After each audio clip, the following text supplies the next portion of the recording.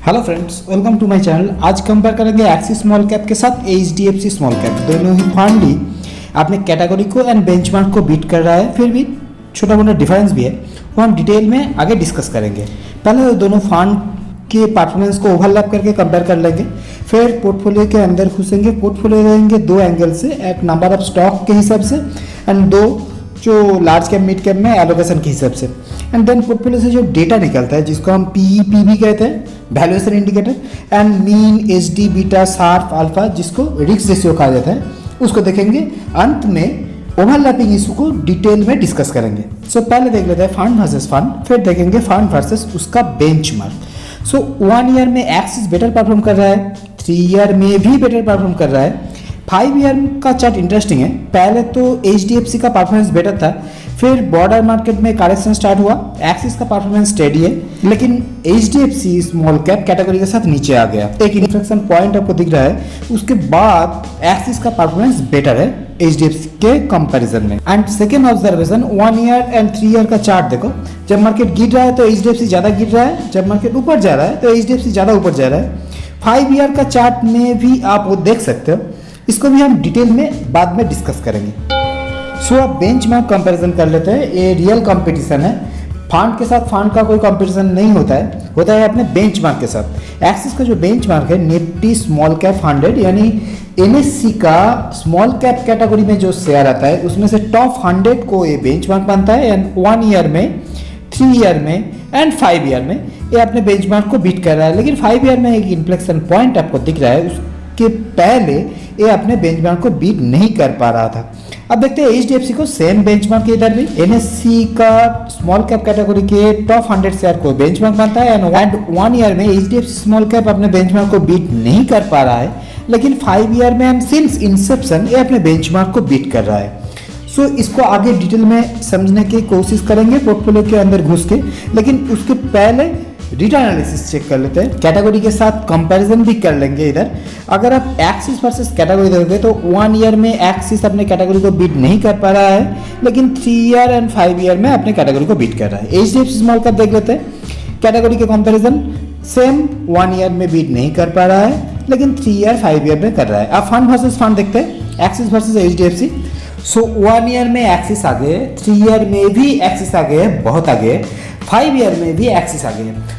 पहले chart overlapping में हम पहले इसे देख चुके हैं। अब portfolio construction, risk ratio, valuation को समझने से पहले कुछ जनरल इंफॉर्मेशन ले लेते हैं। अगर आप एयूएम चेक करेंगे, एसेट अंडर मैनेजमेंट, तो एचडीएफसी स्मॉल कैप एक बड़ा फंड है। इन्वेस्टर का मानना है स्मॉल कैप फंड जितना छोटा हो उतना अच्छा है। अनुपम जी मैनेज करते हैं एक्सिस को एंड चिराग जी मैनेज करते हैं एचडीएफसी स्मॉल कैप को। दोनों का बेंचमार्क सेम है, निफ्टी स्मॉल कैप 100 टीआरआई, यानी एनएससी का top 100 small cap share. Value research axis को 5 स्टार रैंक दिया है, लेकिन एचडीएफसी स्मॉल कैप को 3 स्टार। क्रिसिल में भी एक्सिस को 5 स्टार रैंक दिया है, लेकिन एचडीएफसी स्मॉल कैप को 3 स्टार। एक्सपेंस रेशियो एचडीएफसी का ज़्यादा है, टर्नओवर एक्सिस का ज़्यादा है, दोनों का सिमिलर काइंड ऑफ टर्नओवर है। आप कह सकते हो 17% एंड 14% टर्नओवर। ये कोई ज़्यादा टर्नओवर नहीं है स्मॉल कैप के हिसाब से, लेकिन स्मॉल कैप में generally turnover ratio and expense ratio ज़्यादा होता है। इधर रिस्की फंड है, रिस्की कैटेगरी है, सो ये ठीक ठाक है, इसको आप ज़्यादा नहीं कह सकते हो। आप पोर्टफोलियो के अंदर घुसना चाहेंगे, देखना चाहेंगे portfolio construction, number of stock के हिसाब से।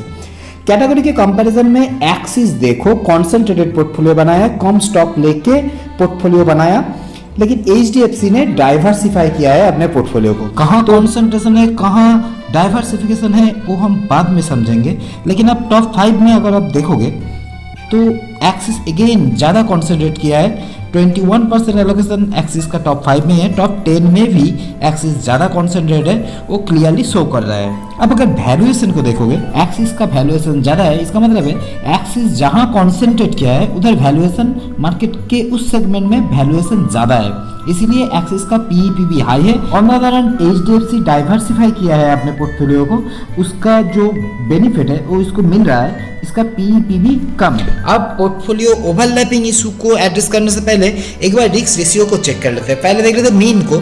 मीन का मतलब है एवरेज रिटर्न। कैटेगरी के कंपैरिजन में एक्सिस का एवरेज रिटर्न ज़्यादा है, लेकिन एचडीएफसी स्मॉल कैप का एवरेज रिटर्न कम है। अब देखते हैं HD beta. HD beta indicate करता है वोलेटिलिटी को। अगर एचडी बीटा ज़्यादा हुआ तो फंड ज़्यादा वोलेटाइल होगा, तो इधर HDFC का वोलेटिलिटी ज़्यादा है, इसका एसडी बीटा ज़्यादा है। कैटेगरी के कंपैरिजन में दोनों का एसडी बीटा कम है, लेकिन फंड वर्सेस फंड अगर आप देखोगे, एक्सिस वर्सेस HDFC अगर आप देखोगे तो HDFC का वोलेटिलिटी ज़्यादा है। 1 ईयर, 3 ईयर एंड 5 ईयर के चार्ट में आप पहले इसे देख चुके हो। इन्वेस्टर का मानना है अगर आपको सेम रिटर्न मिल रहा है, अगर आपको मीन सेम आ रहा है, तो आप लोअर एसडी बीटा ढूंढोगे, इधर लोअर इज बेटर होता है। आप शार्प और अल्फा को देखते हैं, शार्प और अल्फा में हायर इज बेटर होता है। शार्प कहता है रिस्क एडजस्टेड रिटर्न के बारे में, आपका फंड रिटर्न जनरेट करने के लिए कितना रिस्क ले रहा है। कैटेगरी के कंपैरिजन में HDFC का तो शार्प नेगेटिव है, एक्सिस का बेटर है। अब अल्फा को देखते हैं, अल्फा कहता है अगर आपका बेंचमार्क 0 रिटर्न देगा तो आपका फंड कितना रिटर्न जनरेट कर सकता है। इधर भी एक्सिस आगे है, फंड वर्सेस फंड अगर आप कंपेयर करोगे, लेकिन कैटेगरी के कंपैरिजन में HDFC का अल्फा कम है, लेकिन ये फंड ज़्यादा वोलेटाइल, इसका एसडी बीटा ज़्यादा है, फिर भी अल्फा एंड मीन कम है, जो कि गुड साइन आप नहीं कह सकते हो। अब पोर्टफोलियो के अंदर और एक बार घुसना चाहूँगा और एक एंगल से देखना चाहूँगा large cap, mid cap, small cap में कौन सा फंड कैसा स्ट्रैटेजिक अप्रोच लेके चल रहा है। कैटेगरी के कंपैरिजन में एक्सिस एंड HDFC दोनों स्मॉल कैप ही ज़्यादा रिस्की अप्रोच लेके चल रहा है, लार्ज कैप दोनों का ही लार्ज कैप कैटेगरी के कंपैरिजन में कम है। लेकिन फंड वर्सेस फंड अगर आप देखोगे तो एक्सिस ज़्यादा एग्रेसिव है HDFC के कंपैरिजन में। अब मिड कैप को देखते हैं, स्मॉल कैप एलोकेशन दोनों का सेम है। स्मॉल कैप देखो पहले, स्मॉल कैप एलोकेशन कैटेगरी के कंपैरिजन में दोनों का ज़्यादा है, सो दोनों ज़्यादा एग्रेसिव है। एंड फंड वर्सेस फंड अगर आप देखोगे तो दोनों सेम अप्रोच लेके चल रहा है, सेम एलोकेशन है स्मॉल कैप में। अब मिड कैप को देखते हैं, कैटेगरी के कंपैरिजन में HDFC का मिड कैप एलोकेशन कम है, तो मिड कैप स्मॉल कैप मिलाकर देखोगे तो एक्सिस ज़्यादा एग्रेसिव है। HDFC स्मॉल कैप थोड़ा डाइवर्सिफाई किया है, थोड़ा स्ट्रेटेजिकली डिफेंसिव अप्रोच लेके चल रहा है। अब पोर्टफोलियो ओवरलैपिंग इशू को एड्रेस करना चाहेंगे। दोनों ही फंड स्मॉल कैप कैटेगरी का बेहतरीन फंड है एंड दोनों के पास सेम बेंचमार्क है, निफ्टी स्मॉल कैप 100, सो ओवरलैपिंग नेचुरल है।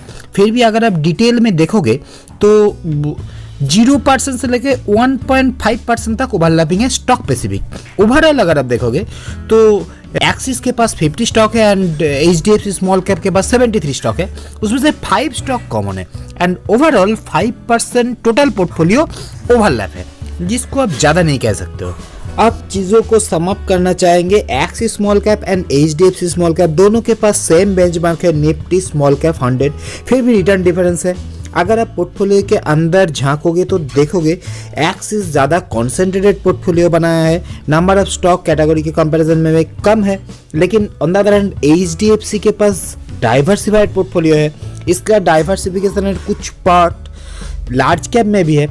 वैल्यूएशन के हिसाब से अगर आप देखोगे तो एक्सिस एक कॉस्टली फंड है कि, लेकिन रिस्क रेशियो जो कह रहा है HDFC का एसडी बीटा ज़्यादा है, फंड ज़्यादा वोलेटाइल है, इसका लार्ज कैप एलोकेशन ज़्यादा होने के बावजूद इसका एसडी बीटा ज़्यादा है।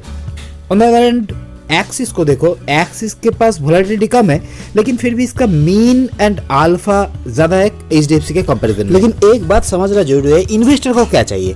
इन्वेस्टर को चाहिए लो वोलेटिलिटी के साथ हायर रिटर्न, जो एक्सिस डिलीवर कर रहा है। HDFC के पास ज़्यादा वोलेटिलिटी है, लेकिन फिर भी इसका मीन अल्फा कम है। एक्सिस के पास लोअर वोलेटिलिटी के साथ एक्सिस ज़्यादा मीन एंड अल्फा डिलीवर कर रहा है, जो इन्वेस्टर का प्रेफरेंस होगा। सो ये था आज का एनालिसिस। अगर आपको एनालिसिस अच्छा लगा तो लाइक सब्सक्राइब जरूर करना and thank you for watching.